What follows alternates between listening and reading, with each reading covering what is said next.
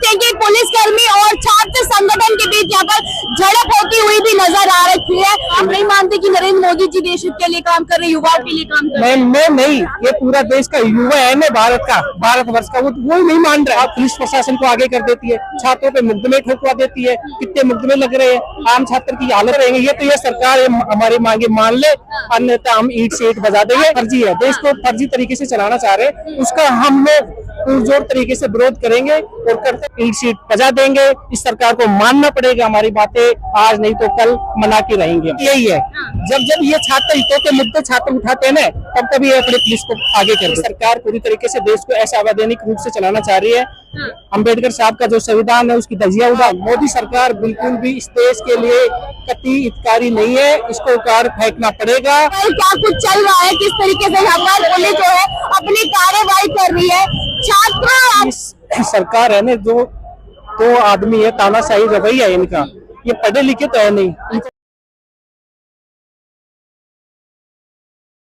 आप लोग जो विरोध प्रदर्शन लगातार करते रहते हैं, जंतर मंतर पर आते हैं, क्या लगता है सरकार आपकी बातें क्यों नहीं सुन रही है? सरकार को हमारी बातें सुननी पड़ेगी और सरकार को झुकना पड़ेगा।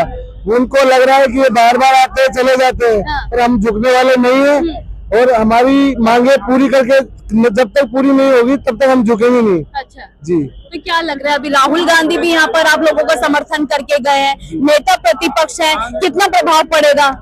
राहुल गांधी जी संसद में और सड़कों पे बराबर हमारी भी आवाज उठा रहे, देशवासियों की आवाज उठा रहे, तो एक दिन ले जाके जरूर फर्क पड़ेगा, सरकार को झुकना पड़ेगा।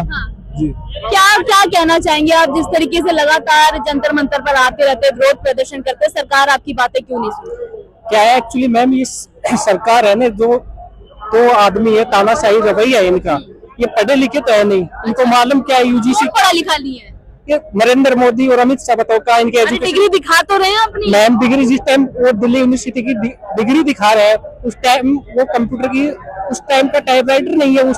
वो लोग एकदम फर्जी है, देश को फर्जी तरीके से चलाना चाह रहे हैं, उसका हम लोग पुरजोर तरीके से विरोध करेंगे और करते रहेंगे। ये सरकार हमारी मांगे मान ले, अन्यथा हम ईंट से ईंट बजा देंगे। फर्जी तरीके से देश को चलाया जा रहा है, पर आप ही लोग सरकार चुनते हैं तो बार बार क्यों आ जाते हैं प्रधानमंत्री मोदी? मैम सरकार में भी एक पेच है। इन लोगों ने क्या ईवीएम में फिक्स कर रखा है हर मामला सेट। और जो सोर्स है इनके पास पूरा राष्ट्रतंत्र है, उस तंत्र को पूरा को खरीद रखा है और आपके अकॉर्डिंग।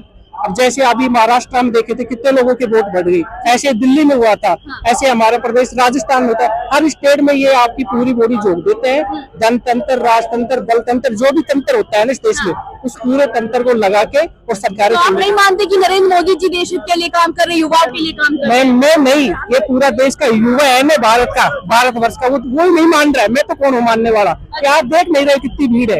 ये पूरा जन समूह इसी का ही परिचय देने आया है कि हाँ, मोदी सरकार बिल्कुल भी इस देश के लिए कतई हितकारी नहीं है, इसको उखाड़ फेंकना पड़ेगा। और उसका नतीजा आप हमारी आपकी बात दिल्ली यूनिवर्सिटी में देख लो। दिल्ली यूनिवर्सिटी में हमारा वो क्या नाम वो आया, अध्यक्ष आया एनयूसीआई का, ये कितनी बड़ी बात है। तो यहाँ पर देखिए तस्वीरें आप साफ तौर पर यहाँ पर देख सकते हैं।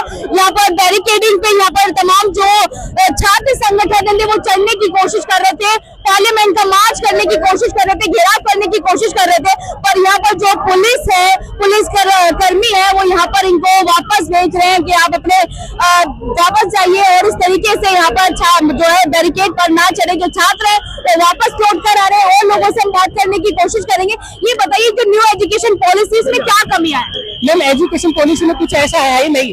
जो अब जितने भी इंस्टीट्यूट आएंगे ना, वो एक बड़े ग्रुप में आएंगे। जो छोटे कॉलेज संचालक है, स्कूल है, जो आम आदमी जो अपना इंस्टीट्यूट चला रहा था, वो सारी चीजें बंद हो जाएंगी। इनका जो न्यू एजुकेशन पॉलिसी है, इसका मेन मसौदा तो यही है।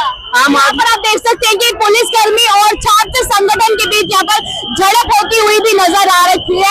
यहाँ पर साफ तस्वीरों में आप देख सकते हैं, यहाँ पर समझाने बुझाने की कोशिश की जा रही है। और तस्वीरें मैं अपने सहयोगी से कहना चाहूंगी थोड़ा सा जूम करके दिखाए यहाँ पर क्या कुछ चल रहा है, किस तरीके से यहाँ पर पुलिस जो है अपनी कार्रवाई कर रही है।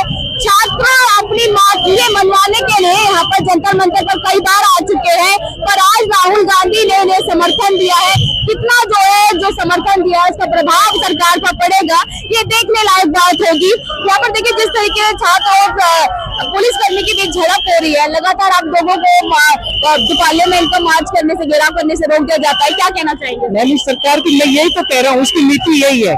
जब ये छात्र हितों के मुद्दे छात्र उठाते हैं ना, तब ये अपने पुलिस को आगे कर देती है। इनका हमेशा से यही रवैया है, हम हमारी जायज मांगे मांग रहे हैं। ये संवैधानिक है कि हमारी मांगे सुने सरकार। अब ये आप पुलिस प्रशासन को आगे कर देती है, छात्रों पे मुकदमे ठोकवा देती है। कितने मुकदमे लग रहे हैं, आम छात्र की हालत क्या हो रही है, देश के अंदर अराजकता फैला दी इन सरकारों ने। तो हम इनका जज के मुकाबला करेंगे।